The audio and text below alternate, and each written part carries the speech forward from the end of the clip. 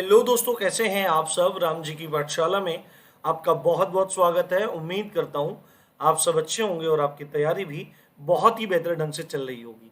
आज आपके लिए बिल्कुल नई तरीके से मैं नई चीज़ लेके पेश हो गया हूं। हिंदी शब्दावलियों का बहुत इंपॉर्टेंट रोल है किसी भी एग्जाम में, चाहे वो यूपी का एग्जाम हो या जिन एग्जाम्स में हिंदी पूछी जाती है उन एग्जाम्स में बहुत ज़्यादा पूछी जाती है। और उसमें आज मैं आपको बताने वाला हूँ पर्यायवाची शब्दों के बारे में जो बहुत ज़्यादा बार पूछे जाते हैं, बहुत इंपॉर्टेंट हैं और कई कई बार इनको रिपीट किया गया है। तो आपको कुछ भी टेंशन लेने की इसमें ज़रूरत नहीं है। मैं बहुत तरीके से आपको समझाना शुरू करता हूँ। आपको जहाँ पे क्लियर चीज़ें समझानी होंगी, बतानी होंगी, वो सब आपको क्लियर कर दूंगा। सबसे पहले अब हम इसको देखेंगे। यहाँ पे लिखा हुआ है घोड़ा। जो घोड़ा होता है इंग्लिश में बोलते हैं हॉर्स। तो इसका आपको नाम याद रखना होगा। अन्य जो पर्यायवाची का मतलब होता है सिनोनिम इंग्लिश में, बाजी याद रख सकते हैं, बाजी। तुरंग बोलते हैं, हय बोलते हैं, घोटक बोलते हैं, अश्व बोलते हैं और रवि सुत भी बोलते हैं। देखो ये जो पीडीएफ पूरी बनी हुई है अभी ये आपको भी प्रोवाइड हो जाएगी, क्योंकि इसमें बहुत सारी स्लाइड्स हैं। जैसे ही सारी स्लाइड्स पूरी हो जाएंगी मैं इनको टेलीग्राम चैनल के उसमें डाल दूंगा। आप वहां पे जाके इसको देख सकते हैं, आपको बिल्कुल भी प्रॉब्लम नहीं होगी। और टेलीग्राम चैनल का लिंक मैं आपको डिस्क्रिप्शन में दे दूंगा। अगर आप यहां से पढ़ लेंगे तो कोई भी दिक्कत आपको नहीं होने वाली है। उसके बाद जो नाग होता है, जो सांप होता है, उसको आपको पता होगा सर्प कहते हैं, अही कहते हैं। अही विषधर का क्या मतलब होता है? विष को धारण करने वाला। ठीक है, ये आपको ध्यान रखना है। उसके बाद पन्नग, पन्नग आपको ध्यान रखना है। उसके बाद है उरग। उरग ये इंपॉर्टेंट है, ये ध्यान रखना है। उरग बोलते हैं जो पेट के बल चलता है ना, जो पेट के बल चलता है उसको उरग बोलते हैं। और भुजंग बोलते हैं। क्या बोलते हैं? भुजंग बोलते हैं। आपको पता होगा जो योगासन करते हैं वो भुजंगासन भी करते हैं। उसमें स्थिति ऐसी रहती है, पैर ऐसे रहते हैं, पता नहीं तो क्या बन जाएगा, और ऐसे आदमी ऐसे ऊपर की तरफ उड़ जाता है, ऐसे व्यक्ति ऊपर की तरफ उड़ जाता है और ये हाथ ऐसे रखे हुए रहते हैं, ये हाथ ऐसे टेबल पे रहते हैं। और सांप की तरह, सांप कैसे रहता है? सांप ऐसे तो खड़ा रहता है पूरा, मतलब इस तरह से सांप रहता है पूरा। ये यहाँ पे पीछे ले लो तो ये भुजंग है ना। ठीक है, भुजंग याद रखना है। भुजंग यानी कि उठा हुआ जो भाग है वो भुजंग, इस तरह से। उसके बाद दैत्य। दैत्य मतलब किसको बोला जाता है? राक्षस को। लोग बोलते हैं दैत्य, दैत्य बोलते हैं। एक्चुअली में यहाँ पे आई की मात्रा है, ये देख रहे हैं, आई की मात्रा है। दैत्य है। दानव भी कहते हैं, निशाचर भी कहते हैं। निशाचर यानी कि रात्रि में चरने वाले, रात्रि में घूमने वालों को निशाचर कहा जाता है। और असुर भी कहते हैं। असुर किसका विलोम शब्द है? सुर का। सुर बोलते हैं देवता को। और अ लग जाएगा तो जो देवता नहीं है वो क्या है? दानव है, असुर है। उसके बाद रूख है ना। रूख, रूख किसको बोलते हैं? पादप को, यानी प्लांट को बोलते हैं। पेड़ भी बोलते हैं। अगम आपको याद रखना है, अगम याद रखना है। गाछ याद रखना है। शाखी, शाखी मतलब जो शाखाएं निकली रहती हैं। तरु याद रखना है, तरु। और ध्रुम आपको याद रखना है, ये इंपॉर्टेंट है। आपको चीजें समझ में आ रही होंगी। उसके बाद भ्रमर के ऊपर चलते हैं। भ्रमर, भौरा बोलते हैं ना, भौरा, ये इंपॉर्टेंट है। सारे के सारे इंपॉर्टेंट है। चंचरीक कहते हैं माफी चाहता हूं। मधुकर कहते हैं, मिलिंद कहते हैं, सीलिमुख कहते हैं, ये इंपॉर्टेंट है। सीलिमुख इंपॉर्टेंट है। षटपद, षटपद का क्या अर्थ है? देखो षटपद, पद का मतलब होता है पैर और षट का मतलब होता है छह। छह हैं पैर जिसके, उसको भ्रमर बोलते हैं। अली जो शब्द है ये समानार्थक शब्दों में भी आप पढ़ेंगे। अली जो शब्द है इसके दो मतलब होते हैं। पहला मतलब होता है इसका सखी, सखी, सखी बोलते हैं, सहेली को बोलते हैं अली, अरी अली ऐसे करके बोलते हैं। और दूसरा बोला जाता है भ्रमर को, भौरे को बोला जाता है। उसके बाद भृंग भी बोलते हैं, भृंग। मधुराज बोलते हैं, मधुराज और मधुप।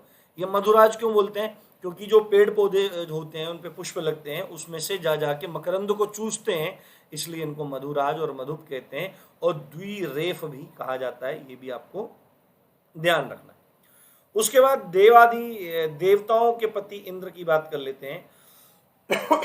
जो इंद्र हैं इनके ये नाम बहुत इंपॉर्टेंट है। शक्र कहते हैं, शक्र। पुरंदर कहते हैं, मधवा कहते हैं, बिड़ौजा कहते हैं, ये आपको याद रखना है। मधवा बिड़ौजा एक साथ याद रख सकते हैं, मधवा बिड़ौजा। ठीक है, पुरंदर, शक्र है ना।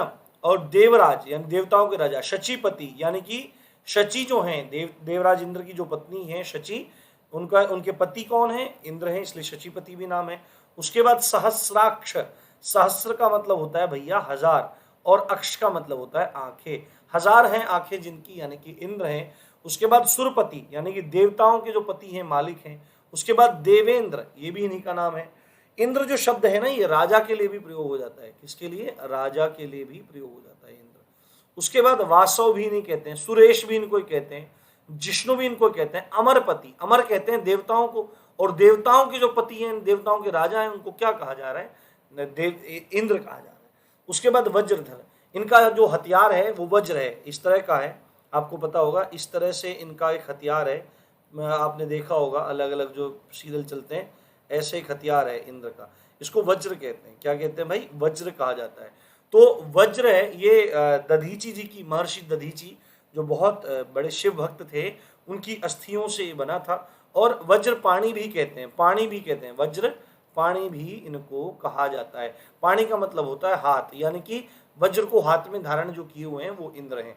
उसके बाद कौशिक, कौशिक भी इनको कहा जाता है, ये आपको ध्यान रखना है। उसके बाद ब्रह्मा जी की बात कर लेते हैं। ब्रह्मा जी, ब्रह्मा जी की बात कर लेते हैं। ये यहाँ पे थोड़ा सही कर देता हूँ, ये म है, ठीक है। ब्रह्मा, ब्रह्मा जी, ब्रह्मा जी को क्या बोला जाता है? कमलासन बोला जाता है। आपने देखा होगा, आपने पिक्चर्स में भी देखा होगा, फोटोज में देखा होगा कि भगवान नारायण लेटे रहते हैं उस पे, शेष पे, शेषनाग के आसन पर लेटे रहते हैं भगवान विष्णु, और उनके पेट से कमल निकल के चलता है, उनके पेट से कमल निकल के चलता है, जिस कमल पर ब्रह्मा जी बैठे रहते हैं, इसलिए कमलासन, कमल का आसन जिनका है वो कमलासन है। उसके बाद चतुरानन, चार हैं आनंद जिनके, चतुर, चार, चतुर का मतलब चार से है यहाँ पे, आनंद मतलब चार मुख हैं। तो चार मुख किनके? ब्रह्मा जी के हैं। चतुर्मुख वही बात है। स्वयंभू, स्वयंभू मतलब कि अपना आप से उत्पन्न है, ठीक है, किसी माता पिता द्वारा उत्पन्न नहीं है। हिरण्य गर्भ भी बोला जाता है इनको, हिरण्य गर्भ भी बोला जाता है, ये इंपॉर्टेंट नाम है। लोकेश बोला जाता है, अज बोला जाता है, अज, है ना। अगर आप लोग हिंदी साहित्य पढ़े होंगे तो आपको कभी इन चीजों को पढ़ने की आवश्यकता ही नहीं पड़ेगी। विरंची बोलते हैं, विरंची। उसके बाद विधि, विधि का मतलब क्या होता है? लॉ होता है, कानून होता है। तो हमको पता है कि जो संसार है उसकी सृष्टि करने का काम कौन करते हैं? उनकी सृष्टि करने का काम करते हैं ब्रह्मा जी, नियम कानून कायदे बनाने का काम करते हैं ब्रह्मा जी। उसके बाद सदानंद, सदानंद कौन है? ब्रह्मा जी, ब्रह्मा जी के लिए यूज होता है। उसके बाद गिरापति, गिरा किसको कहते हैं? गिरा के जो पति हैं वो ब्रह्मा है। गिरा बोलते हैं वाणी को, गिरा बोलते हैं वाणी को। और वाणी, वाणी क्या है? वाणी है सरस्वती जी, जो शारदा मैया है, सरस्वती जी है, उनको गिरा कहते हैं। और गिरापति कौन है? यानी शारदा जी के जो वाणी के जो पति हैं, गिरा के जो पति हैं, यानी कि सरस्वती जी के जो पति हैं, उनको गिरापति कहा जा रहा है, यानी कि ब्रह्मा जी वो हैं। उसके बाद नाभि जन्म, मैंने क्या बताया कि अभी कमलासन में भगवान नारायण की नाभि से कमल निकलता है, उसमें विराजमान रहते हैं ब्रह्मा जी, इसलिए नाभि से जन्म होने के कारण नाभि जन्म कहलाते हैं। और विधाता, जो सब नियम कानून कायदे बनाता है, उनको विधाता कहा जाता है। उसके बाद दास जो होता है, दास क्या होता है? नौकर होता है, ठीक है। अनुचर, दास का पर्यायवाची है अनुचर, यानी कि अनुगमन करने वाला, अनुसरण करने वाले को दास कहते हैं। भृत्य भी कहते हैं, सेवक और नौकर आपको पता होगा, परिचारक भी कहते हैं, और किंकर भी कहते हैं, ये आपको ध्यान रखना है। उसके बाद यमुना की बात कर लेते हैं। यमुना की बात कर लेते हैं। यमुना को कालिंदी कहा जाता है, कालिंदी, क्या कहा जाता है? कालिंदी। अर्कजा कहा जाता है। अब आप मेरी बात यहाँ पर सुन लीजिए, मैं इसको यहाँ से थोड़ा सा हटा देता हूँ, इसको यहाँ से हटा देता हूँ, एक सेकंड, तो फिर ना थोड़ा अपने को स्पेस मिल जाएगा मेरा भाई। यहाँ से इसको हटा देता हूँ लिखने का जी। अर्कजा, अर्क किसको कहते हैं? अर्क कहते हैं सूर्य, अर्क सूर्य का पर्यायवाची है। और जहां पर ज और जा आ जाएगा, ज जहां पे आ जाएगा वहां पे पुत्र की सेंस आ जाएगी, जहां पे जा आ जाएगा वहां पर पुत्री की सेंस आ जाएगी। तो सूर्य की जो पुत्री हैं वो कौन है? यमुना जी हैं, ठीक है। तो अर्कजा हैं। उसी प्रकार सूर्य जहां है, ठीक है, सूर्य जहां है। काल गंगा भी कहते हैं। रवि तनया, तनया किसको कहते हैं? तनय कहते हैं, बेटे को तनया कहते हैं, बेटी को। तो रवि की तनया है, रवि की बेटी है, यमुना है। और कृष्णा भी इनको कहा जाता है। कृष्णा क्यों कहा जाता है? क्योंकि जब हम अपने मैथोलॉजी को पढ़ते हैं, माइथोलॉजी को पढ़ते हैं, अपने आध्यात्मिक ग्रंथों को हम पढ़ते हैं, तो उसमें पता लगता है कि भगवान कृष्ण की पटरानियों में से एक है यमुना महारानी, ऐसे बोला जाता है। और क्योंकि कृष्ण की है, कृष्ण की पटरानी में से एक है, तो इसलिए नाम हुआ कृष्णा, ठीक है। बात समझ में आई होगी। देखते हैं आगे। अब देखो, अब बात है, अब आगे यहाँ पे निशीथ, क्या आ गया? निशीथ। निशीथ किसको कहते हैं? रात्रि को कहते हैं। निशीथ कहते हैं रात्रि को। रजनी भी कहा जाता है। निशा भी कहा जाता है, विभावरी भी कहते हैं, रैन भी कहते हैं। रैन बसेरा सुना होगा ना, रात में जो बसने का स्थान होता है। उसके बाद राका भी कहा जाता है। क्या कहा जाता है? राका भी कहा जाता है। राका आपको ध्यान रखना है, जो पूर्णिमा की रात्रि होती है उसको राका कहते हैं।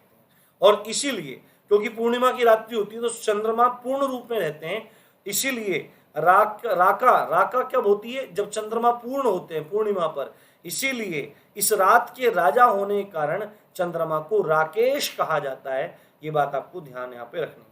उसके बाद सूर्य का देख, सूर्य को मार्तंड कहते हैं, सविता कहते हैं, भानु कहते हैं, भास्कर कहते हैं, आदित्य कहते हैं, है ना, बहुत सारी चीजें कहते हैं। अर्क कहते हैं, मैंने भी क्या बताया, अर्क कहते हैं, अर्क कहते हैं। इसको थोड़ा यहां से ठीक कर देते हैं, फिर आपको स्पेस मिल जाएगा। अर्क कहते हैं, क्या? अर्क कहा जाता है, सूर्य कहा जाता है, मित्र कहा जाता है, रवि कहा जाता है, बहुत सारे नाम।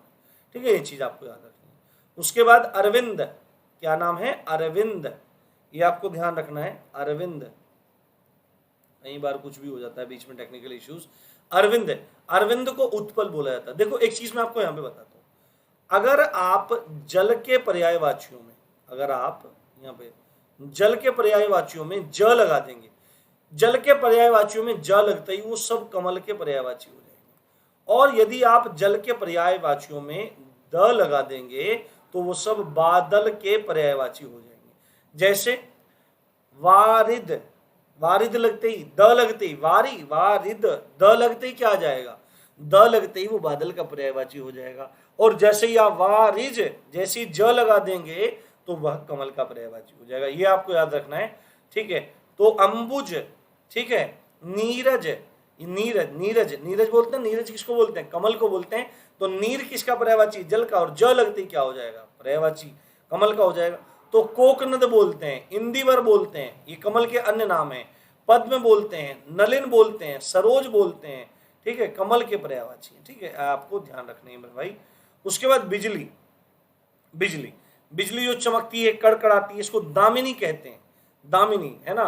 चंचला कहते हैं, चंचला मतलब कभी चमकती है कभी नहीं चमकती। चंचला लक्ष्मी जी का भी नाम है, लक्ष्मी जी का नाम भी है चंचला। ठीक है, कि कभी रहती है कभी नहीं रहती, भगवान की माया ऐसी है। आज राजा बने बैठे हैं, कल रंक बने बैठे हैं। उसके बाद तड़ित, तड़ित कहते हैं, तड़ित। और चपल भी कहा जाता है। तो ये सब आपको याद रखनी है। उम्मीद कर रहा हूँ कि आपको सब चीजें पसंद आई होंगी। वीडियो को लाइक शेयर करना मत भूलना, चैनल को सब्सक्राइब करना मत भूलना। बहुत सारी अच्छी अच्छी वीडियोस आने वाली हैं। Keep loving, keep supporting. Thank you very much for watching this. आप देख रहे थे राम जी की पाठशाला। जय हिंद, जय भारत।